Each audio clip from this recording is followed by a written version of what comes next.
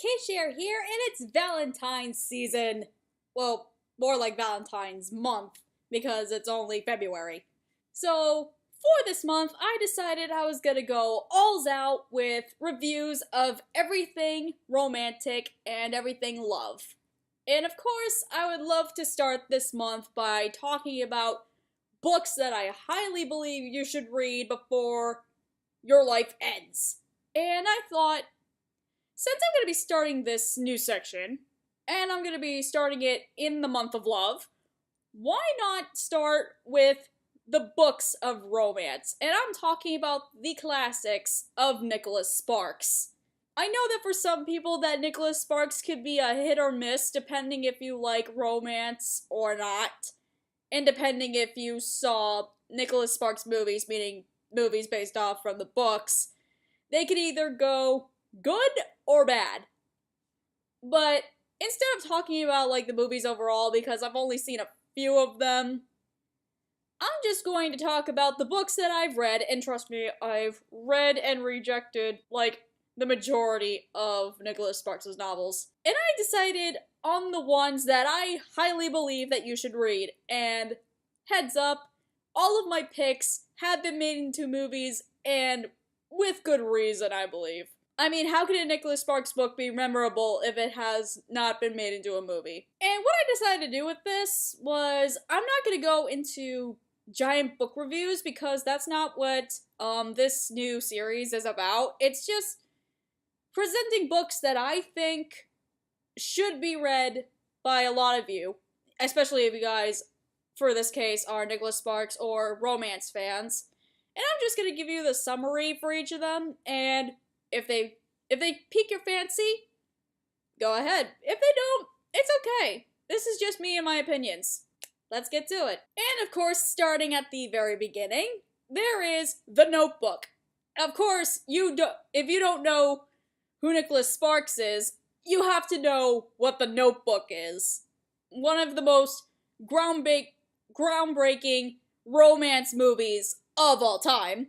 And of course, that movie was inspired, or based off, Nicholas Sparks' debut novel. So The Notebook takes place in 1940, and rich girl Allie falls in love with a middle-class boy, Noah, at a carnival, and they try to pursue a relationship during the summer. However, her parents are not okay with that because she's rich and they want her to marry a rich man, which Noah is not. So they do whatever they can to make sure that Allie and Noah don't get together. Will they end up together? Well, this is a spoiler-free book discussion, so I'm not going to tell you that answer right now. But I will tell you, this is called Nicholas Sparks' greatest novel for a reason. Because it is. And if you really like a Notebook, I also suggest that you go read the Notebook sequel, The Wedding, which is not a direct sequel, but it does take place in the same universe. So if there's anything that I really, really want you to read from this list, it's definitely The Notebook. And then, of course, the next book that I decided to pick out, because based on the Mandy Moore movie, why not? It's A Walk to Remember. For those of you who've never seen A Walk to Remember, it's basically about this popular boy named Landon who ends up being the school council president, but he's basically very bored with his life. Like, he feels like he hasn't really accomplished anything, yet his father, who's not really around, pressures him to accomplish these things. But then he meets Jamie, the priest of the town's church's daughter, and he thinks that because she's not really that popular, because, you know, she's the pastor's kid, that she's not going to be amounting to much. But then the more he hangs out with her, the more interesting and dedicated that she is. But there's a reason why that she's doing all these things at the same time, and then she's happy-go-lucky. And I really don't want to spoil the ending, but I will tell you, this is the saddest Nicholas Sparks book that I've ever read. like I said, no spoilers, but for those of you who have read the book before or have seen the movie, yeah, it's sad AF. But, like, I think it's almost on the same level as The Fault in Our Stars sad, but this book was published in 1999. So basically this is the 1999 version of The Fault in Our Stars. It's still a highly interesting good read, and I highly suggest that you go look it up if you haven't done so already, because I consider this basically Nicholas Sparks' second successful novel after The Notebook. I mean, there was a book beforehand, The Message in a Bottle, but I called it okay at best. But I promise you, after you read The Notebook, you gotta read A Walk to Remember. It's one of those that'll break your heart, but it also will make you cry tears of joy at the same time. The next book that I highly suggest that you'd read is called Nights in Rodanthe. This novel is interesting because it's a story within a story, but it does it so well, and even though the book is kind of short, it actually works. So the story is, there's this woman named Adrian, and she is divorced, she has 3 adult children, and she lately has felt like she hasn't really accomplished anything at all. So when her daughter, Amanda, asks her, how come you've been feeling so down? Because her own daughter is suffering with the death of her husband, while Adrian is suffering with the fact that her husband basically left her for a younger woman. So it feels like these two are not connected whatsoever, but then Adrian decides to tell a story of how she fell in love the second time after she divorced her husband. And of course it takes place in this beach town of Rodanthe, because a friend of hers, or a friend of the family's I should say, decided, hey Adrian, I can help you out because you are in a very bad slump. How about you take care of my seaside resort? Adrian's like, okay, I don't know what this is gonna do with anything. But then, of course, in this town, she falls in love with a retired surgeon named Paul, and a romance blossoms. However, considering this is a story within a story, they have been separated for a very long time. So, of course, Amanda decides, you know what? We're gonna go find him. Because because this is the only way that we're gonna figure out anything, and you're gonna find your happiness again. It's finding this man. Do they find him? Well, you gotta read the book to find out. Because this is so sweet, so bitter, but it manages to keep the levels of sweetness and bittersweetness on almost intertwined with each other, but again, kind of separate. I don't know if that makes sense to you, but it kind of does to me. And maybe the way I worded it was wrong, but this is a really, really sweet book, and that's why I'm putting it in this video. I almost forgot how I love this one, so I'm just gonna throw this in here last minute. This one is called The Choice, and it's one of those stories that takes place in that tells a story in 2 parts, and there's a time skip between the 2 parts, but 2 of those parts the 2 parts of the book actually go together very well. So this book tells the love story of Travis and Gabby, who end up being neighbors in this small town because Gabby moved from somewhere to get away from her life.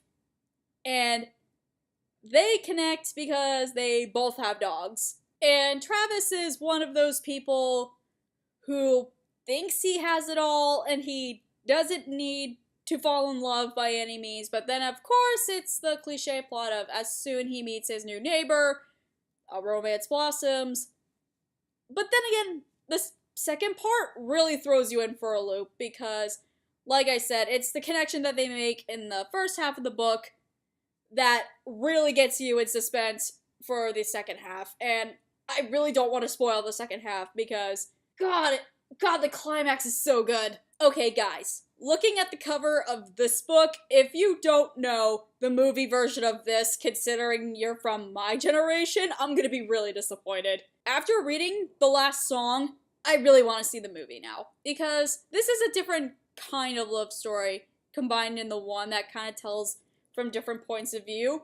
But the 2 points of view that really matter are Ronnie's, who is the 17-year-old female lead, who is the outcasted teenager who's moved into a new place for the summer. She has no idea where to fit in until she meets this guy who ends up having an interest in her. And then there's the point of view of her father, Steve, who had divorced her mother a while back ago, and he has not seen his kids since then. But when then their mother said, hey, go visit your father down in North Carolina, he's trying his best to find a connection between his kids that he lost. Like, he can connect with his son because his son's younger, he's 12 years old. He wants to know who his dad is, but then Ronnie being 17, she's like, you basically abandoned me. Like, why the hell do I want to talk to you? But since there are 2 different kinds of love in this book, and the fact that basically the story mainly surrounds the daughter and the father, it really works. And you want everything just to work out in the end. It's one of those books that really tugs at your heartstrings, as it did for me. I can't believe I'm actually really going to talk about this book, but trust me, Safe Haven is one of those tales that will really suck you in because of how the plot is developed.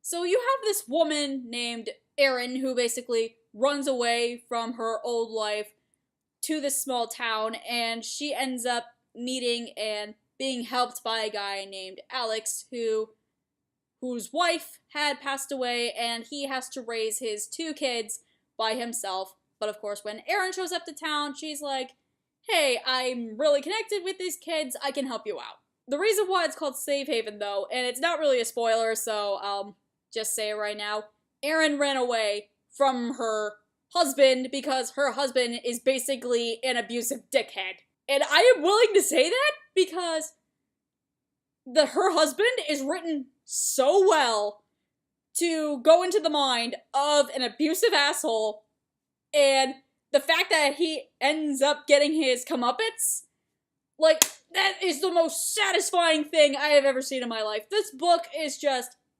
perfect as a way of telling relationship abuse in a novel, because that element in a romance plot or anything could only be done in such a manner that